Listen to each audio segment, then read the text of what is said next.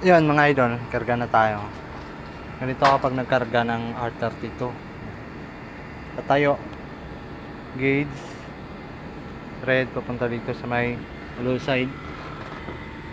So, yung current niya dito is 8. Yan yung hinihingi niya, 8 amperes. Ayan, 5 na tayo, naka 5 pa. Dandahanin lang natin, huwag natin biglain. So, nagmamoist na to. Yung ating high side. So, may 50 PSI pa tayo. 50 PSI. So, magsa-circulate pa yan. Ngayon, check natin yung ano doon, yung may leak kanina. Check natin ulit. Yan. So maya maya na natin dagdagan 50 PSI, tapos 5 amperes. Okay, maya maya konti.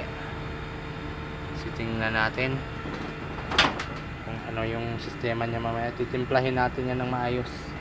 Pagahan natin yan ng 140 to 150. Malayo pa. So kalahati pa lang tayo sa karga. Sa mga baguhan, ganito lang magkarga mga idol. So, hindi ko na yan tinataob. Nakatihaya lang yan hanggang matapos yung ano, yung pagkarga. Dalas kasi yung iba pinabaliktad yan, naglalagay ng konting liquid. So sabi nila mas mas preferred na pag nagkarga ka ng refrigerant, nakatayo talaga, standard talaga, so di baling matagal.